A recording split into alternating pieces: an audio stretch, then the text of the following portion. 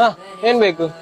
ಇಲ್ಲ, ನಿನ್ನೆ ಚೇಂಜ್ ಕೊಟ್ರಲ್ಲ, 10 ರೂಪಾಯಿ ಎಕ್ಸ್ಟ್ರಾ ಬಂದಿತ್ತು. ನಿನ್ನೆ ಬಂದಿದೆ, ಕ್ಲೋಸ್ ಆಗಿತ್ತು, ಅದಕ್ಕೆ ಇವಾಗ ಕೊಟ್ಬಿಟ್ಟು ಹೋಗೋಣ ಅಂತ ಬಂದೆ. ಅದಕ್ಕಾಗಿ ಅಲ್ಲಿಂದ ಇಲ್ಲಿಗೆ ಬಂದಿದ್ದ. Next time ಕೊಡ್ಬೋದಿತ್ತಲ್ಲ.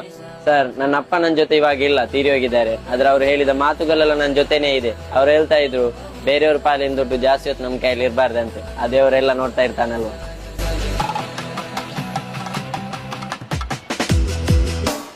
ಚೋಟು, ಅಂಗಡಿ ನೋಡ್ಕೊ, ನಾನು ಹೋಗಿ ಬರ್ತೀನಿ ಈಗ. ಅಪ್ಪಿ, ಆ ಟೊಮೆಟೊನ ಆ ಕಡೆ ಇಡು. ಅಣ್ಣ, ಮೊನ್ನೆ ಚೇಂಜ್ ಕೊಡುವಾಗ 300 ರೂಪಾಯಿ ಜಾಸ್ತಿ ಬಂದಿತ್ತು. ಅವತ್ತೇ ನಂಗೆ ಗೊತ್ತಾಗಿತ್ತು, ಆದ್ರೆ ಕೂಡ ನಾನು ಬರ್ಲಿಲ್ಲ. ಸಾರಿ, ತಪ್ಪು ತಿಳ್ಕೊಳ್ಬೇಡಿ. ಮತ್ತೆ ಇವತ್ತಕ್ಕೆ ಬಂದಿದ್ಯಾ? ಬೇರೆಯವ್ರ ಪಾಲಿನ ದುಡ್ಡು ಜಾಸ್ತಿ ಹೋಗ್ತು ನಮ್ಮ ಕೈಲಿ ಇರ್ಬಾರ್ದು. ಆ ದೇವ್ರು ನೋಡ್ತಾ ಇರ್ತಾನಲ್ವಾ. ಅಪ್ಪಿ, ಅಂಗಡಿ ನೋಡ್ಕೊ, ನಾನು ಸ್ವಲ್ಪ ಇವಾಗ ಬರ್ತೀನಿ, ಅರ್ಜೆಂಟ್ ಬರ್ತೀನಿ. ರೀ, ಎಲ್ಲಿಗೆ ಅಷ್ಟು ದುಡ್ಡು ತಗೊಂಡು ಹೋಗ್ತಾ ಇದ್ದೀರಾ?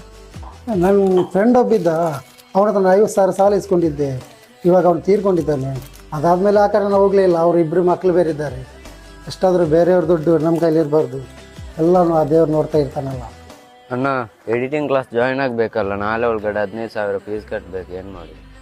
ನಾಳೆ ಒಳಗಡೆ ಆಗ್ಬೇಕಾ? ನೋಡೋಣ, ನಾನು ಟ್ರೈ ಮಾಡ್ತೇನೆ. ದೇವ್ರಿದ್ದಾನಲ್ಲ. ಮಗನೇ,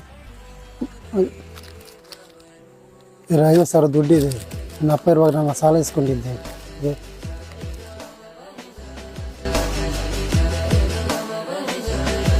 ಒಂದಂತೂ ನೆನ್ಪಿಟ್ಕೊ ಮಗನೆ, ಜೀವನದಲ್ಲಿ ಯಾವತ್ತೂ ಕೂಡ ಬೇರೆಯವ್ರ ವಸ್ತಿಗಾಗ್ಲಿ ದುಡ್ಡಿಗಾಗ್ಲಿ ಆಸೆ ಪಡಕ್ ಹೋಗ್ಬಾರ್ದು.